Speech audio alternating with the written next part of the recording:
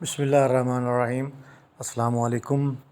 जी मैं रियाज़ चक्को का ये जो तिली भाई आप देख रहे हैं ये जो ज़मींदार थे, इनकी तिली की ये हालत हो गई थी कि ये इसको तलफ़ करना चाह रहे थे। ये बिल्कुल ख़त्म होने वाली थी, तो उन्होंने सुरगाब का ऐड देखा तो रब्ता किया सुरगाब के स्प्रे के लिए। तो हमने उन्हें फिर जो रिकमेंडेशंस दी, सुरगाब उनको करवाया स्प्रे। हालांकि वो इस पे पहला स्प्रे जो किसी भी फसल पे हम 25 से 30 दिन में रिकमेंड करते हैं वो नहीं करवा सके थे। तो इसको जस्ट एक ही स्प्रे हुआ है जब फूल बन रहे होते हैं और जब ये फलियां ले रही थी, तो एक स्प्रे करवाया उनको, उसके NPK के साथ मिला के किया है। तो इस एक स्प्रे ने करिश्मा कर दिखाया सुरगाब ने। ये फसल इनकी जो है वो बिल्कुल ठीक हो गई, और ये जो फल जो है ये आप देख ही रहे हैं, ये लश ग्रीन हो गया है और माशाल्लाह बड़ा अच्छा फल हो गया है।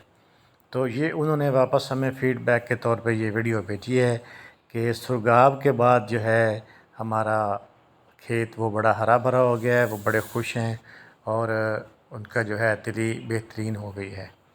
तो आप लोग भी जो हैं दोस्त, वो किसी भी वक्त जिनकी फसलें 25 से 30 दिन की हैं वो भी ज़रूर करें, पहला स्प्रे करें।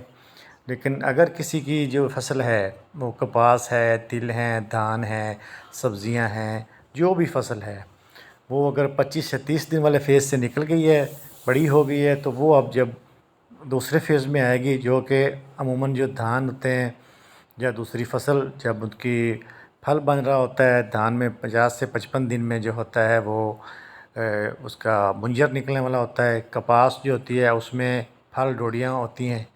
तो ये दूसरी जो वीडियो है ये भी एक ज़मींदार ने भेजी है, उनकी कपास का भी यही हाल हो गया था जो पहले मैंने तिली का बताया।